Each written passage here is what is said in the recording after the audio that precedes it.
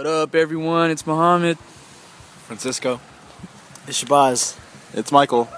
On today's episode, we will be talking about the seated women of Catal Huyuk. For those of you who don't know too much about Catal Huyuk, here's some information. Catal Huyuk was a very large Neolithic and Chalcolithic settlement in southern Anatolia, which existed from approximately 7,500 BC to 5,700 BC. It is the largest and best preserved Neolithic site found to date. In July 2012, it was inscribed as a UNESCO World Heritage Site. The site was first excavated by James Millard in 1958.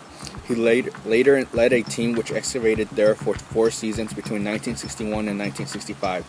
These excavations revealed this section of Anatolia as a center of advanced culture in the Neolithic period. Millard was banned from Turkey for his involvement in the Dark Affair, in which he published drawings of supposedly important Bronze Age artifacts that later went missing. Vivid murals and figurines are found throughout the settlement on interior and exterior walls. Distinctive clay figurines of women, notably the seated women of Catal Huyuk, have been found in the upper levels of the site.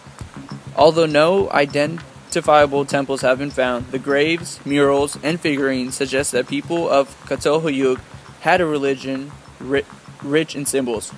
Rooms with concentrations of these items may have been shrines or public meeting areas. Predominant images include men with erect phalluses, hunting scenes, red images of the now extinct aurochs, which is also wild cattle, and stags, and vultures swooping down on headless figures. Relief figures are carved on walls, such as of lionesses facing one another. The seated women of Catal Huyuk is a baked clay nude female form, flanked on either side with a leopard, which is generally conceited to depict a corpulent and fertile mother goddess, in the process of giving birth while seated on her throne, which has 2 handrests in the form of feline heads.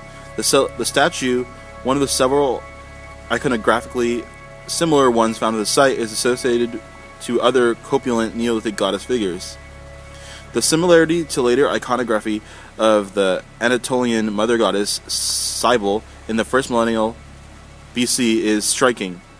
It is a Neolithic sculpture shaped by an unknown artist, completed sometime about 6000 BC. The carving was unearthed by archaeologist James Millard in 1961 at Catal Huyuk, Turkey.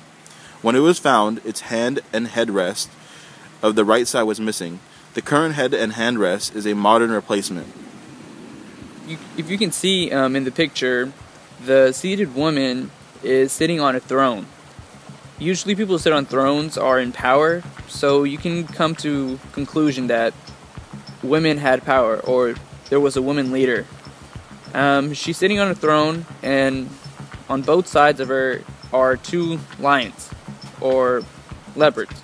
And then between her legs, if you focus, towards the bottom of her feet is a child, which shows that she's giving birth.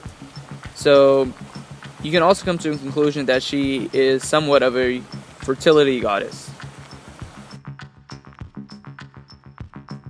In the Neolithic times, they worshipped women giving birth to children. When children grew up, they were future workers of the society. So the more children had, the more workers they had. Go. A striking feature of the Catal Huyuk are its female figurines. Millard, the original excavator, argued that these well-formed, carefully made figurines, carved and molded from marble, blue and brown limestone, schist, calcite, basalt, albaster, and clay, represented a female deity. Although a male deity existed as well, statues of female deity far outnumbered those of the male deity, who, moreover, does not appear to be represented at all after level 6. To date, 18 levels have been identified. These careful figurines were found primarily in areas of Millard believed to be shrines. The stately goddesses seated on the throne, flanked by 2 female lions, was found in a grain of bin, which Millard suggests might have been a means of ensuring the harvest or protecting the food supply. There are full breasts on which the hands rest, and the stomach is extended in the central part. There is a hole in the top for the head which is missing. As one turns the figurine around, one notices that the arms are very thin, and then on the back of the figurine, one sees a depiction of either a skeleton or the bones of a very thin and depleted human. The ribs and vertebrae are clear, as are the scapulae and the main pelvic bones. The figurine can be interpreted in a number of ways. As a woman turning into an ancestor, as a woman associated with death, or as death and life conjoined. It's possible that the lines around the body represent wrapping rather than ribs. Whatever the specific interpretation, this is a unique piece that may force us to change our views of the nature of Catal Huyuk society and imagery.